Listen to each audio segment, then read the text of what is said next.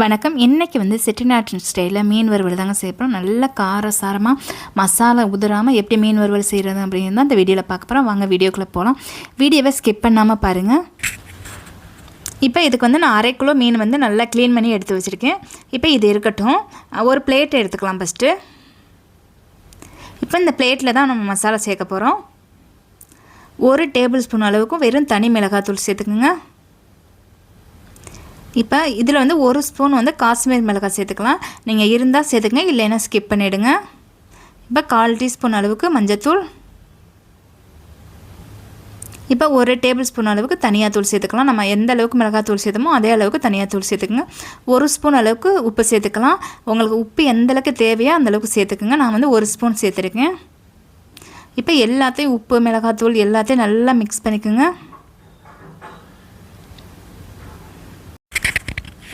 இப்போ நீங்கள் தண்ணி எதுவுமே சேர்க்கக்கூடாது. இப்போ அந்த மீனில் வந்து அந்த மசாலாவை நல்லா பிரட்டி எடுத்துக்கோங்க.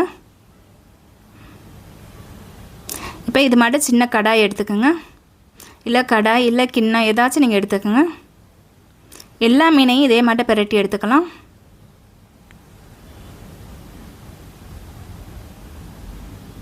எல்லா மீனையும் பிரட்டி எடுத்துகிட்டு இப்போ மசாலா இருக்குல்ல, அந்த மசாலாவை அந்த மீன் கூட சேர்த்துட்டு நல்லா குலுக்கி விடுங்க. இப்போ குலுக்கின பிறகு நீங்கள் பார்த்தீங்க அப்படின்னா அந்த மசாலா கூட மீன் எல்லாம் ஒட்டிக்கும். இப்போ பார்த்தீங்க அப்படின்னா பாதி லெமன் எடுத்துருக்கேன். இந்த லெமனை வந்து உள்ளே இருக்க சீட்ஸ் எடுத்துகிட்டு அதில் இது பண்ணிக்கலாம். நீங்கள் தண்ணி சேர்க்கவே கூடாது.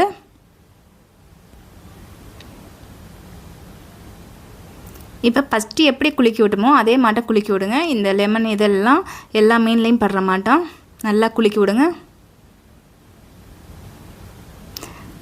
நல்லா குலுக்கியாச்சு. இப்போ மூடி வச்சிடலாம். 1 ஹவர் கழித்து வறுத்து எடுத்துக்கலாம்.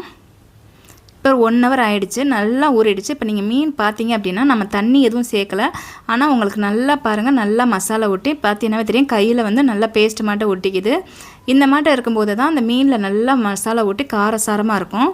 இப்போ வந்து நீங்கள் எண்ணெயில் பொரிச்சு எடுத்தாலும் பரவாயில்ல, இல்லை இது மாட்டம் மீன் வறுக்கிறதுக்கு தனியாக வந்து தோசை டவா வச்சுருந்தீங்க அப்படின்னாலும் பரவாயில்ல. இப்போ எண்ணெய் ஊற்றி பொரிச்சு எடுத்துக்கலாம், இல்லை நீங்கள் டவாவில் வச்சும் பொரிச்சு எடுக்கலாம். இப்போ வந்து ஆயில் சேர்த்துக்கலாம். நான் வந்து ஒரு 3 டேபிள் கரண்டி அளவுக்கு தான் ஆயில் சேர்த்துருக்கேன். இப்போ நல்லா சூடான பிறகு மீனை சேர்த்துக்கலாம்.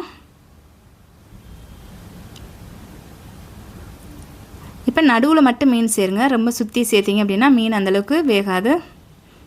அந்த ஆயில் இருக்கிறத வர சேர்த்துக்கலாம். இப்போ கொஞ்சம் ஆயில் சேர்த்துக்கலாம். ஆயில் ரொம்ப கம்மியாக இருக்குது. ஒரு 2 ஸ்பூன் அளவுக்கு ஆயில் சேர்த்துக்கலாம்.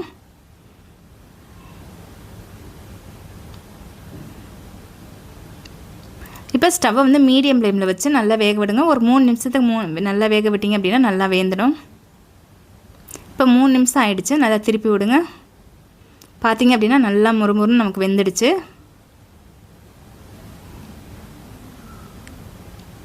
எல்லாத்தையுமே அதை மட்டும் திருப்பி விடுங்க. மறுபடியும் இதை ஒரு 2-3 நிமிஷம் நல்லா வேக விடுங்க. வெந்த பிறகு எடுத்துக்கலாம். இப்போ நல்லா வெந்துடுச்சு. நம்ம இப்போ எடுத்துக்கலாம். பார்த்தீங்க அப்படின்னா எண்ணெய் எல்லாம் நல்லா குடிச்சிருச்சு. நம்ம எண்ணெய் வந்து கம்மியாக தான் சேர்த்தோம், ஆனால் எண்ணெய் நல்லா குடிச்சிருச்சு. மீனை நல்லா இது பண்ணி வச்சு பார்த்தீங்க அப்படின்னா கொஞ்சம் கூட மசாலா உதிராமல் வந்திருக்கும். அதே மாதிரி மீன் உடையாமையும் வந்திருக்கும் பார்த்தீங்கன்னா.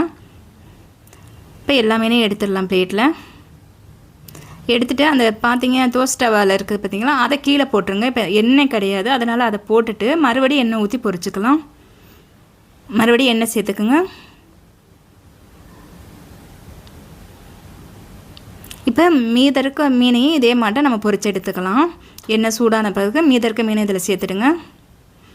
அதே மாட்டம் ஒரு 3 நிமிஷம் 4 நிமிஷம் வச்சிங்க அப்படின்னா நல்லா வெந்துடும். அதே மாட்டம் திருப்பி விட்டு மறுபடியும் அந்த மீனை எடுத்துக்கலாம். அவ்வளோதாங்க, சூப்பரான காரசாரமான மீன் வறுவல் ரெடி ஆகிடுச்சுங்க. இதே மெத்தடில் செஞ்சு பாருங்கள், ரொம்ப நல்லாயிருக்கும். இந்த வீடியோ பிடிச்சிருந்தது அப்படின்னா என்னோடய சேனலை சப்ஸ்கிரைப் பண்ணிவிடுங்க. உங்கள் ஃப்ரெண்ட்ஸுக்கும் ஷேர் பண்ணுங்கள். இந்த வீடியோ எப்படின்னு சொல்லி கமெண்ட் பண்ணுங்கள், லைக் பண்ணுங்கள். நன்றி. அடுத்த வீடியோவில் பார்க்கலாம்.